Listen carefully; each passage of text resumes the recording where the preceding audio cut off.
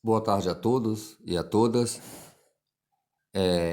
Continuando a nossa aula sobre sistemas em geomorfologia, na aula da semana que antecedeu ao feriado, da semana passada, nós falamos sobre o sistema de William Morris Davis. Eu tinha explicado até a questão da evolução do relevo, segundo Davis, até na fase da juventude. Aí eu trouxe aqui esse exemplo do Parque Nacional de Aparados da Serra, no sul do país, mostrando um exemplo, né, de um relevo que evolui é, numa fase da juventude, né, onde tem os cânions, como essa garganta aqui, né, nesse caso aqui tem então, o topo da serra e de repente as escarpas muito íngremes e de repente essa garganta, chamada de garganta epigênica aqui na geomorfologia. Bom, para Davis, com a evolução do processo erosivo, ou seja, o processo denotacional que individualiza a maturidade, ele fala que nessa fase ela é marcada pelo rebaixamento do relevo de cima para baixo. Então, para Davis, o relevo evoluía de cima para baixo. E ele chama isso de wearing down, ou seja, desgastar para baixo, o que torna necessário admitir a continuidade da estabilidade tectônica, bem como dos processos de erosão. Então, só para relembrar, Davis falou então que, segundo o conceito de evolução do relevo para ele, então primeiro a superfície tinha que estar mais ou menos horizontalizada, mais ou menos plana, aí havia um processo de soerguimento. Depois desse erguimento, o relevo então começaria a evoluir de cima para baixo. Então, primeiro a fase de juventude e agora a fase de maturidade. Bom, então para explicar essa fase da maturidade, então aqui ele coloca aqui então um modelo, né, da incisão fluvial aqui, né?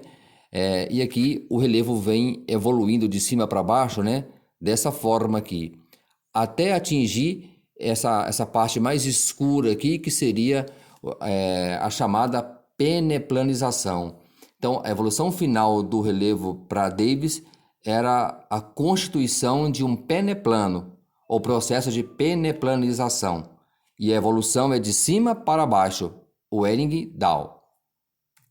Bom, então, para Davis, a evolução então tende a atingir total horizontalização topográfica, estágio denominado de senilidade, quando a morfologia seria representada por extensos peneplanos, como eu falei há pouco, né?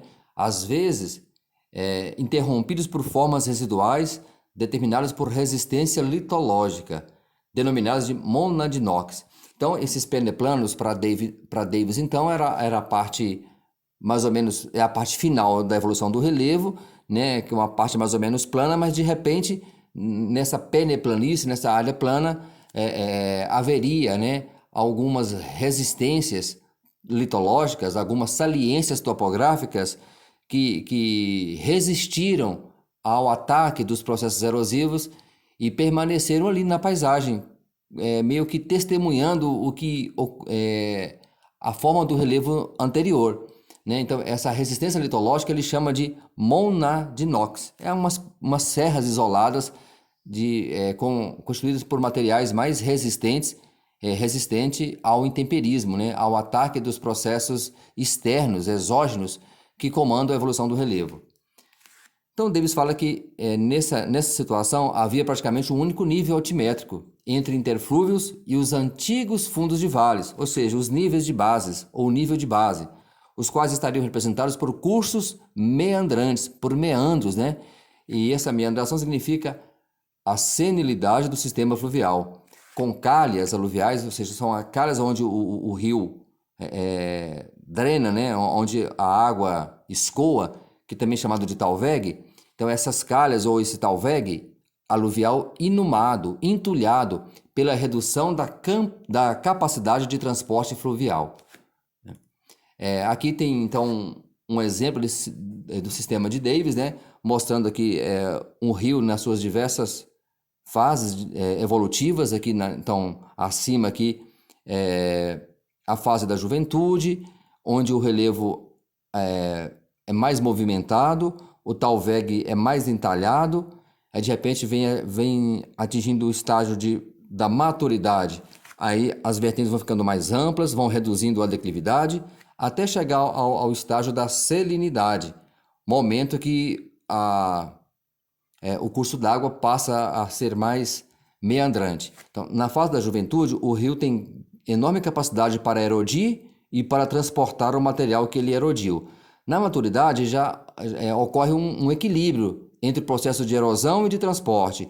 E na senilidade, o rio já não consegue, tem baixa capacidade para erodir e menor capacidade ou baixa capacidade para transportar os materiais que chegam em seu curso. Por isso ele começa a ter esse formato, né, de curvas acentuadas, chamadas de meandros, em seu leito, e alguns meandros são até abandonados, devido ao elevado assoreamento, ou a elevada colmatação do seu talvegue, ou da sua calha aluvial. Bom, aqui como exemplo de uma calha entulhada, ou colmatada, ou assoreada, né? É claro que, só para a gente exemplificar um pouco, para trazer para a realidade o que o geólogo Davis propôs naquele trabalho dele, né? Nesse caso aqui é a calha do rio Araguaia, que acho que muitos de vocês aqui conhecem esse rio Araguaia, que é um importante rio do nosso estado, do estado de Goiás, que está aí principalmente na divisa entre Goiás e Mato Grosso, né? Uma boa parte, depois com o Pará, né? Principalmente quando encontra com o rio Tocantins, aí divide lá Tocantins do Maranhão, né? Depois Tocantins do Pará, enfim, mas aqui nessa parte, o rio Araguaia, então a calha totalmente, ou uma boa parte da calha do rio repleta de sedimentos provenientes de sua montante, né?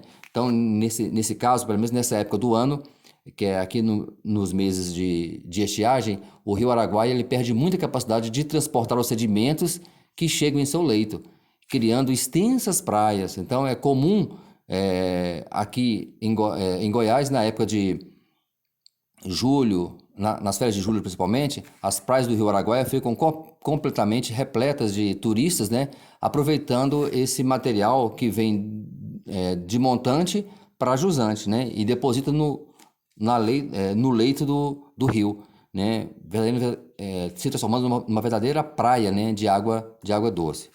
Aqui novamente uma imagem que representa bem isso, né, bancos e mais bancos de areia ao longo do rio Araguaia. Daí ele costuma até, né, dentro desse rio tem até várias ilhas, né, que foram até recobertas por vegetação em função desse depósito de areia e até de matéria orgânica, né, possibilitando o surgimento de uma vegetação aí no interior do rio, nessas ilhas, né? Aqui uma ilha já toda vegetada, aqui uma ilha, um banco de areia ainda com pouca vegetação, de repente já começa a surgir uma vegetação nesse ponto aqui.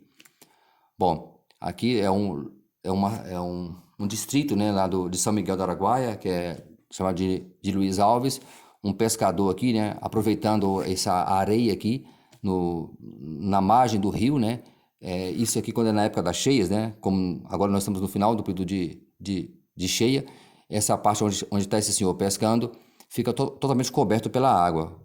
Durante os meses de estiagem, de seca, essa areia aparece e as pessoas conseguem, né, aproveitar para pescar, aproveitar para divertir nesse período de estiagem.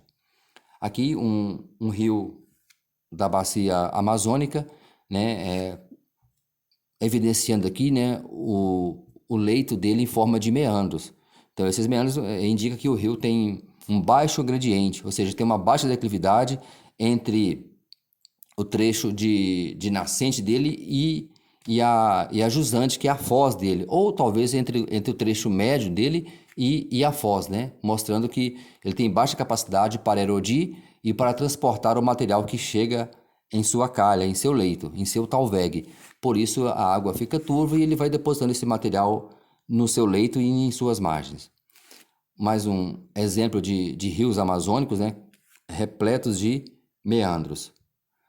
Aqui nesse caso, né, a calha atual do rio e aqui uns meandros, né? Aqui um meandro abandonado, outro meandro abandonado e aqui um meandro recentemente abandonado, né? Pelo rio. Aí mostrando vários meandros abandonados que viram verdadeiras lagoas. Que vira um novo habitat para várias espécies ictiológicas, para várias espécies que vivem na água, né? Então, o sistema de Davis, para Davis, o relevo, ao atingir o estágio de senilidade, seria submetido a novo surgimento rápido, que implicaria nova fase, denominada de rejuvenescimento, dando-se sequência ao ciclo evolutivo da morfologia. Então, para eles, quando o relevo atinge o estágio de senilidade, novamente ele é submetido a novo estado de surgimento rápido, que aí vai surgir uma nova fase que é chamada de rejuvenescimento, começando novamente o novo ciclo evolutivo. É isso.